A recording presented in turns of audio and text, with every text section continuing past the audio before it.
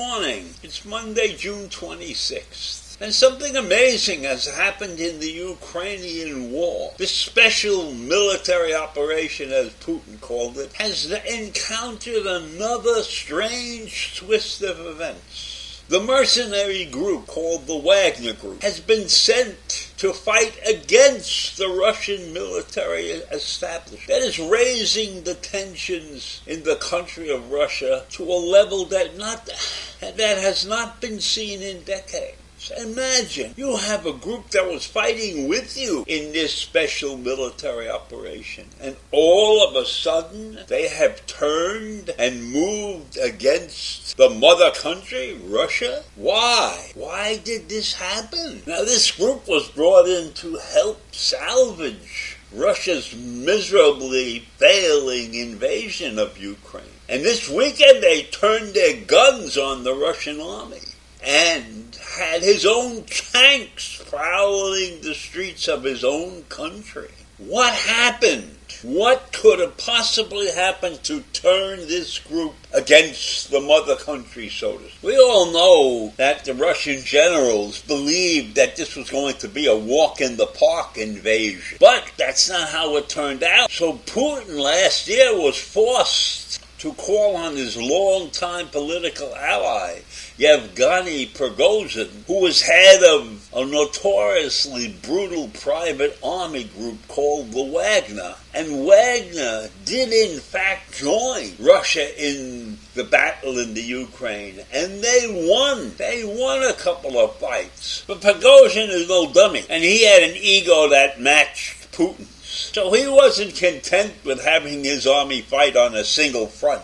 And Prigozhin called out the Russian military leaders, accusing them of being incompetent and of undermining his fighters. And then he turned his words into action, seized control of key military facilities in the southwestern city of Rostov-on-Don, and threatened to enter Moscow. And later in the day, Prigozhin backed down, announcing that Wagner was turning around and returning to the field camps according to plan.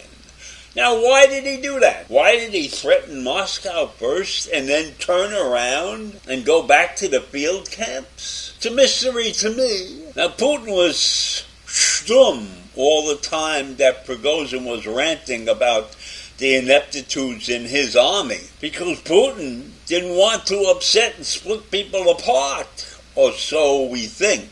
And he always felt that Prigozhin was personally loyal to him. But on Saturday, that ended. That ended with Prigozhin's attack and threatening on Moscow. So Putin declared that this is a stab in the back of our country and our people. And he vowed to take decisive actions. So what does decisive actions exactly mean? Is Putin going to fight the Wagner Group along with fighting Ukraine? I don't know. I don't think anybody at this point knows, because Putin is not a very stable guy. Now, if we look at the Wagner Group and how they rose to power, that came about with Putin's help, because they helped Putin seize the Crimea. So estimates say that Prigozhin has about 50,000 fighters at his disposal, even though Prigozhin said this weekend that he was only deploying half of his force in his new battle against the Russian defense minister. So this is an internal civil war that's going on top of the Ukrainian war.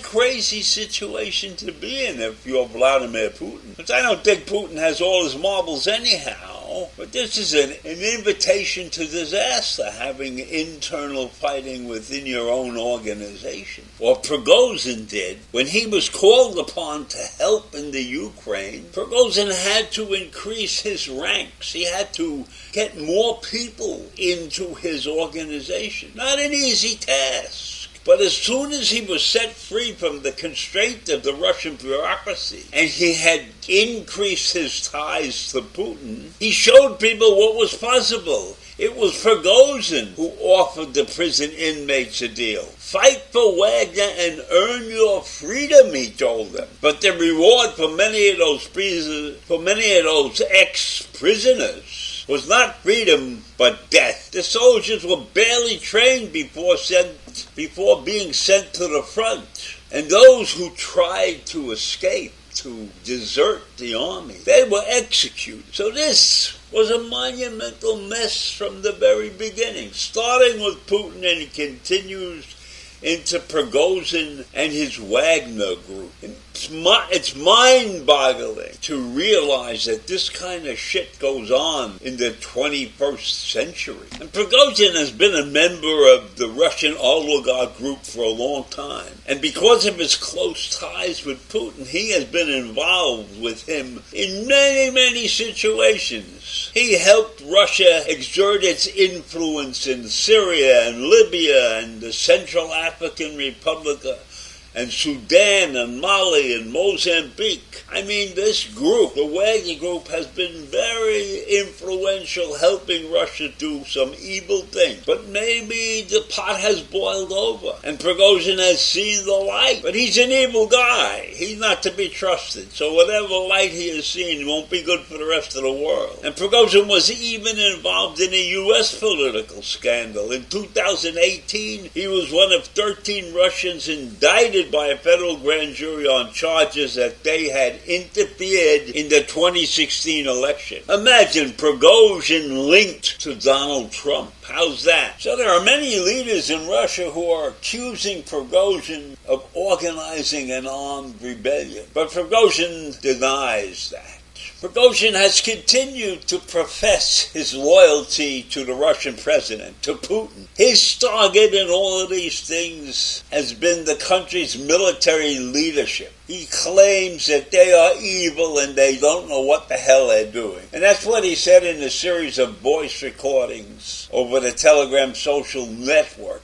He said that on Friday night. But whatever Prigozhin's goal is, his decision to deploy his troops in his own country was immediately looked upon as a coup attempt. So right now there's tremendous friction between the Russian fighting forces and the Wagner group. And Prigozhin will not keep his mouth shut, and he will not stop attacking the Russian generals who continue to provide nothing to his failing forces. And the other day he said his fighters are patriots of the motherland, and he pledged to retaliate against the Russians. So who knows what this so-called racket is going to cause in the Russian elite stratosphere. So I leave you with that. A Russian mess, an internal mess. Have a great day. Bye.